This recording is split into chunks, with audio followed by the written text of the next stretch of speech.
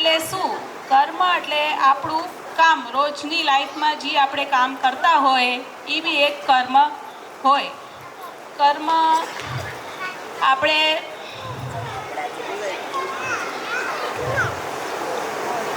રોજે લાઈફમાં આપણે જે બી કાંઈ બી કાર્ય કરતા હોય, આપણે ઘરનું કામ, કોઈ બી કામ તમે મનથી અને ખુશીથી હસી ખુશીને જે બી કામ કરો એ બી એક તમારું સારા કર્મમાં આવે.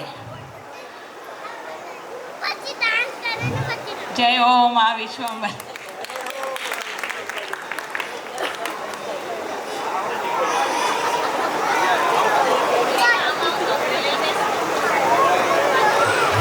એકલા હોય તો કેટલી બધી બળબડ કરતા હોય ને અહીંયા સ્ટેજ ઉપર આવે તો બસ કર્મ એટલે હું કઈને ઊભા થઈ ગયા બેન. જેના ઘરે સ્થાપન છે, જેને બોલવું જોઈએ, ખરેખર આ એક આપણી અણસમજણ છે. માની વિચારધારા, માના દીકરા સુરવીર હોવા જોઈએ. અહીંયાથી મોઢામાંથી વેર નહીં તીર નીકળવા જોઈએ કે સામેવાળાને ચોટી જાય અને આ કીધું સત્ય હોય ને તો જ આમણી તમારે કરવું પડે. હે જીવનમાં આ સાચું છે. આપણા દીકરા નપાલ આવે હાલે? કોઈને માને ગમે? ગમે? માર ખાઈને આવી ગમે કે મારીને આવી ગમે? હા એ બહુ વિચારીને વાત કરું છો, સાંભળજો. મારીને ગમે કે માર ખાઈને આવી ગમે? માર ખાઈને આવે એ ન ગમે ને મારીને આવે ને એ ન ગમે, પણ ગમે તેવો ખરાબ હોય ને એને સુધારીને આવે ને એ માને ગમે. હા, અગર તમારી જિંદગીમાં એક વસ્તુ કરજો, કોઈ ખરાબ સંગત હોય, કોઈ ખરાબ આદત હોય, અગર એને તમે સુધારવાની કોશિશ કરશો ને માં બહુ રાજી થાય. ભલે તમે એની આગળ નજીક ન જતા હોય પણ એ ખંભા ઉપર હાથ રાખીને કહેજો બેટા આ ન સારું લાગે. હે મારવાય નથી જવું અને માર ખાવાય નથી જવું. આપણે શું કરવા જવું છે? એક બિલી પત્ર આપણે માં આગળ ચડાવવું છે. કોને? એક વ્યક્તિને કોકને સુધારો ને એક બિલી પત્ર માં પાસે ચડ્યો. જીવન આ છે. સારું જીવન જીવવાનું છે, સરસ જીવન જીવવાનું છે. ભલે ખીચામાં 1 રૂપિયો ન હોય ને કરોડ રૂપિયાનો સોદો કરી આવે ને એ ફેરવીર કહેવાય. પછી ભેગું એ કરી દો, એનું નામ લઈને દેવું પડે રૂપિયો. કરતા આવડવું જોઈએ. આવડવું જોઈએ કે નહીં? અશ્વિન હવે સરસ મજાનો અભિનય લઈને આવે છે.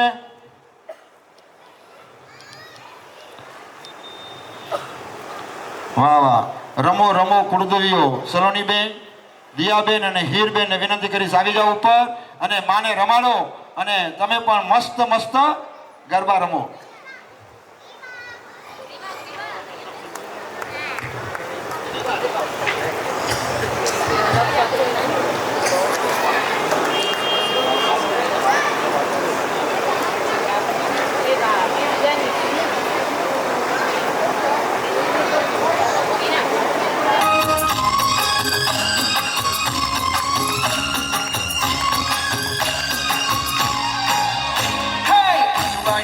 no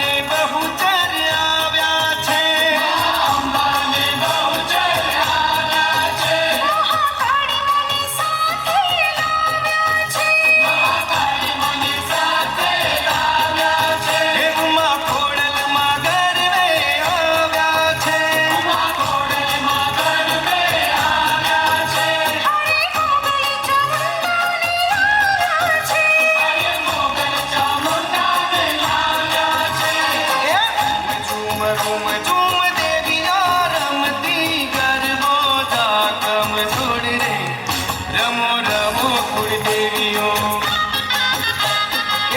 વાડિયા નોરતાની રાત લેડીને ગરબો ધાકમ જોડ રે રમો રમો કુળદેવીઓ અજવાડિયા નોરતાની રાત લેડીને ગરબો ધાકમ જોડ રે રમો રમો કુળદેવીઓ એક અજવાડિયા નોરતાની રાત લેડીને ગરબો ધાકમ જોડ રે રમો રમો કુળદેવીઓ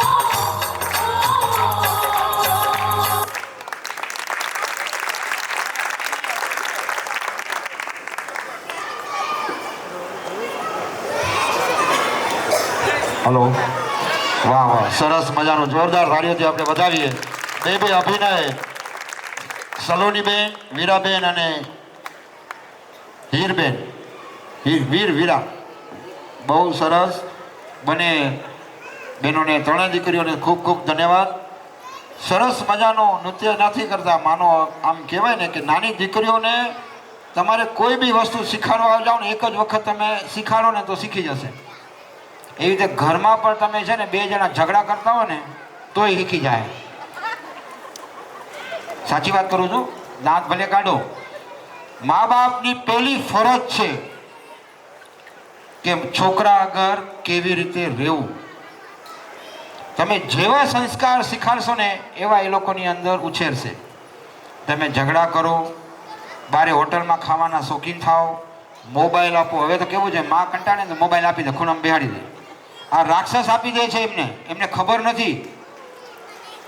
કારણ કે આજની તારીખની અંદર મોબાઈલ એવી માણસને વ્યસન થઈ ગયું છે કે કાંઈ ન હોય તો નવરા તો ખીચામાંથી કાઢીને બેસી જાય.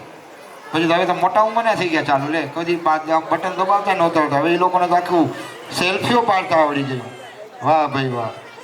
અને એવી રીતે ધામમાં જે માણસો આવતા હોય ને, તો જેને ખબર છે કે આ વિશ્વભરી વિધાતાનું ધામ, તીર્થયાત્રા ધામ શું છે, તો જ ખબર પડે. અને તમે એમ વિચાર કરો કે મારે આજે મહાપાત્રના દર્શન કરવા છે સાચા ભાવથી, તો જ તમને દર્શન મળે, નકા દર્શને ન મળે. અને અમારું કહેવું એમ છે કે અમે માના દર્શન કરીએ ને, જો મહાપાત્રના દર્શન ન કરીએ ને, અમને કાંઈક અધૂરું લાગે કે અમારો ધક્કો આજે ફેલ ગયો છે. સાચું કે નહીં બેન? કેમ? કારણ કે એની આગળ તમે ખાલી 5 મિનિટ બેસો ને, તમારો બધો થાક ઉતરી જાય. ભાઈ બોલો ને, ચોકલેટ વાળા ભાઈ અહીંયા આવી જાઓ. મારા આગળ આવી ના કેમ પાડવી? આ લ્યો લેવા, માતાજી મારી આગળ લેવા આવ્યો તો ખબર શું પડે? બધી લઈ લઉં ને. બ્લુ જોઈએ, આ બ્લુ છે, બે લે ને. પિંક, આ છોકરીઓને એલા પિંક, આ તમારા લોકોને પિંક રાખવી જોઈએ અહીંયા. વાહ વાહ વાહ. લે આ પિંક લે બેટા. બોલો જય માતાજી બોલો, 2 જણા.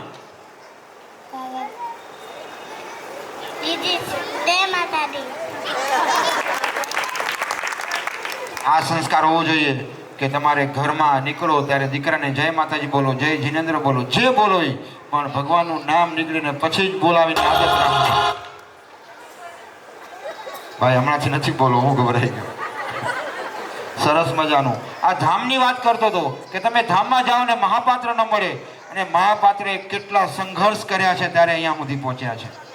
આ ધામ ફક્ત ને ફક્ત 90 દિવસમાં ઊભો કરવામાં આવ્યું છે. કેટલા દિવસમાં? આપણા ઘરનો ફર્નિચર કરવું હોય ને તો મહિનો નહીં, વર્ષ લાગ્યો.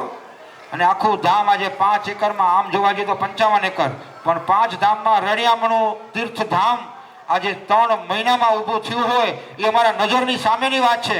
આપણે આર્કિટેક્ટ કે એન્જિનિયર બોલાવીએ, જ્યારે મહાપાત્રે છે ને અહીંયા બેઠા હતા, આખી જગ્યા વાડી ખાલી હતી, એક લાકડીનો દાંડો લીધો અને આમ નકશો કર્યો. આ મારા નજરની સામે છે. તમે આમ આર્કિટેક્ટ કેવા છે હે? અને તમે ધામ જો આર્કિટેક્ટને પાણી પાડે, અને એ ધામની અંદર 3 મહિનાની અંદર કામ કેવું પૂરું થાય? પહેલા તો એ વિચાર કરવાનો, આટલા કારીગરો, આટલા બધા માણસો ક્યાંથી લાવવા? પણ એક સચ્ચી છે કે દેવો લોકમાંથી દેવો આવીને, વિધાતામાંથી આમ કુળદેવી આવીને આ ધામનું કામ કરી અને પોતાના નામ સુધા નથી લખાયા કે કોણ વ્યક્તિ કામ કરે છે અને નામને પૈસા નથી લેવા આવતા. હે, આ ધામ એ છે. આજે કહેવાય ને કે દેવો અહીંયા ડોટો મૂકે છે. હે, અને આ એટલી પરીક્ષા મહાપાત્ર લીધી છે કે વાત જવા દો. કારણ કે જ્યાં પરીક્ષા ન હોય ને ત્યાં શક્તિ ન હોય. તમારી પારખા લે આ કે આ ક્યાં સુધી ખમશે. એમના ઘરમાંથી બારે દુનિયા બધાએ પારખા લે. એ સરસ મજાનું અભિયાન લેવા પહેલા એક અતુલભાઈ કપાસીને વિનંતી કરીશ કે અહીંયા મા વિશે વિચારધારા કહેશે. અતુલભાઈ કપાસી આવી જાઓ. જોરદાર તાળીઓથી વધાવી અતુલભાઈને. કારણ કે સૌથી પહેલો મારા વસઈની અંદર જો સ્થાપન હોય તો એમને ત્યાં હતું. અને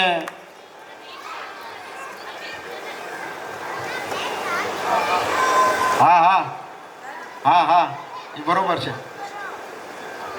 અતુલભાઈ હંમેશા મારી ભેગા જ હોય, અને આટલી ઉંમર પછી પણ એમને વિચારધારા છે. પોતે જૈન છે આપણા, પણ એને મા વિશે ભરોસો નહીં કે આવું બધું ન હોય. આ વ્યક્તિ કોઈનામાં માને નહીં, કોઈને નહીં. આજે એના ઘરમાં 2 ટાઈમ નિયમિત આરતી થાય છે, નિયમિત એની વિચારધારા હોય છે. અતુલભાઈ કપાસી.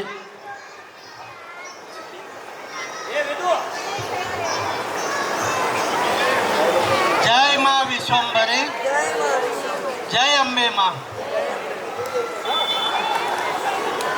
માં વિશ્વંભરી માનું સ્થાપનનો મુખ્ય ઇન્ટેન્શન એ છે કે આપણા જીવાત્માનો ઉદ્ધાર કરવો. જીવાત્માનો ઉદ્ધાર કેવી રીતે થાય અને આ ભવના ફેરામાંથી કેવી રીતે આપણને મુક્તિ મળે, એ જ માર્ગ આપણને આ મહાપાત્ર બતાવે છે. મહાપાત્ર મોક્ષદાતા નથી, પણ એ માર્ગદર્શક છે. પ્રકૃતિના નિયમોનું પાલન કરી અને ઋણમાંથી મુક્ત થયા પછી જ આપણને આ મોક્ષ પ્રાપ્તિ થાય છે. તો એના માટે શું કરવું જોઈએ? તો આ 9 મણકાની માળા, પહેલું જે છે સ્વભાવ બદલવો, અને ક્રમશઃ કે આપણે એક જ વસ્તુ છે, આપણે અહીંયા આવ્યા છે પૃથ્વી ઉપર જન્મ લીધું તો કંઈક પામવા માટે અમે આવ્યા છે. પણ શું પામવા માટે? તો કે ભૌતિક સુખ નહીં, બલકે આપણા મરી ગયા પછી પણ જે આપણી સાથે આવવાનું છે, જે એટર્નલ જે છે, જે આપણને ઉપયોગી છે, જેના કર્મ વડે આપણને મોક્ષ ગતિ પ્રાપ્ત થાય છે, એ આપણે પામવા આવવાનું છે. બાકી ભૌતિક સુખ ગમે એટલું હશે એ અહીંને અહીં રહી જશે, અને જે કંઈ કર્મની બેલેન્સ હશે એ જ આપણે ઉપર લઈ જશું, અને એ કર્મની બેલેન્સના અનુસાર આપણા લેખા જોખા થશે અને ભવના ફેરામાંથી મુક્તિ મળશે. મા પાત્ર સાથે અનેક વાર ડિસ્કશન કર્યું છે, ઘણા જ બધા સવાલ જવાબ કર્યા છે, પણ એક જ હવે મા પાત્ર કહે છે કે માગવું, મા પાસે દીકરા નહીં માગે તો કોની પાસે માગશે? માગવું પણ કેવું માગવું? તો માએ શીખવાડ્યું છે કે હે મા, જે મારા હિતમાં હોય એ મને દો. હે મા, મારા જન્મ જન્મના ફેરાને મિટાવી દો. હે મા, મારા જન્મ જન્મના દુઃખોને પણ મિટાવી દો.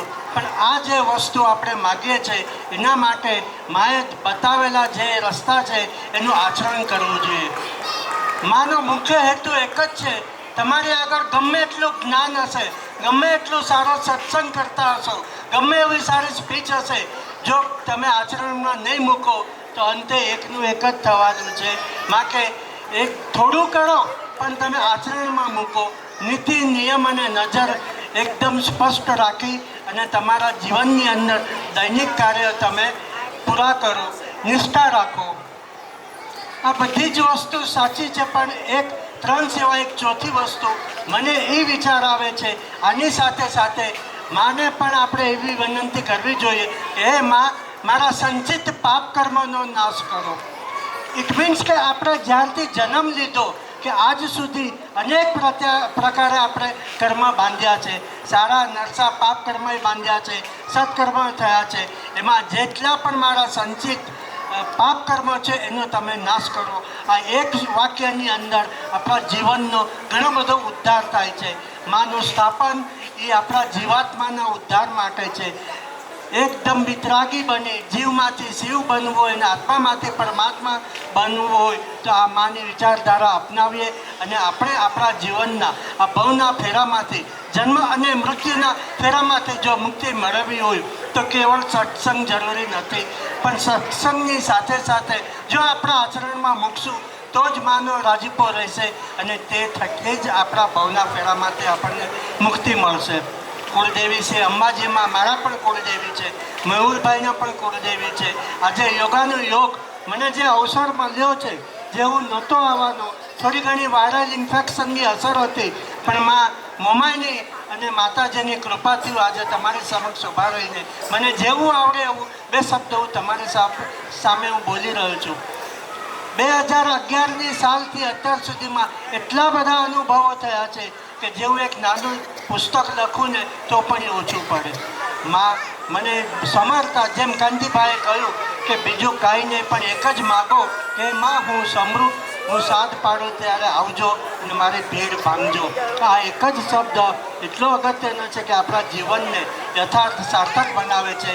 અને હું વિનંતી કરું છું કે હે માં, અમને સર્વેને એવી સદબુદ્ધિ આપો. માએ આપી જ છે, મા પાસે કાંઈ માગવાની જરૂર નથી. માગવું હોય તો શક્તિ માગીએ.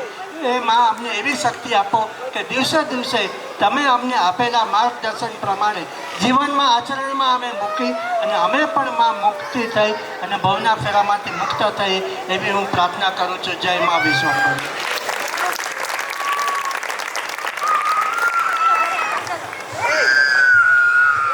જોરદાર અતુલ કાયભાઈ વટે તાળીઓ પાડીએ આપણે.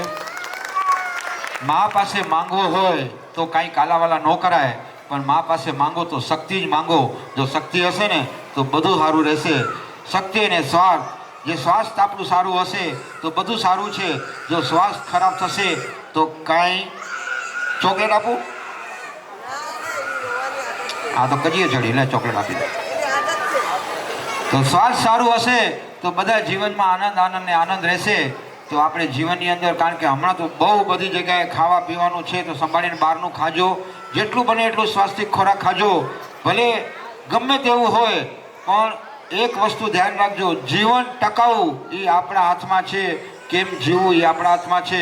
મા શક્તિ ખાલી વિધાતા છે. આપણે તો આજે હશો ને કાલે નહીં હોઈએ, પણ આપણી પાછળ એવા સંસ્કાર મૂકીને જાઓ કે આપણા પાછળ દીકરાઓ કે આપણા પોતરાઓ કે આપણો પરિવાર ક્યારે દુઃખી ન થાય. એટલે જીવનની અંદર આ બહુ જરૂરી છે.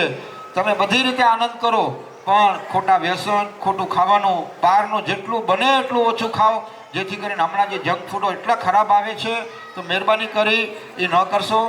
હવે સરસ મજાનો અભિનય લઈને આવે છે. વાહ વાહ, બહુ સરસ અભિનય છે. કરવા આવ્યા કસોટી જગ માતા, આરતીબેન અને સ્નેહા. જોરદાર તાળીઓથી આરતીબેન અને સ્નેહાને કરીએ, કારણ કે કસોટી સત્યની થાય, ખોટાઓને ક્યારે કસોટી થાય? શું થાય?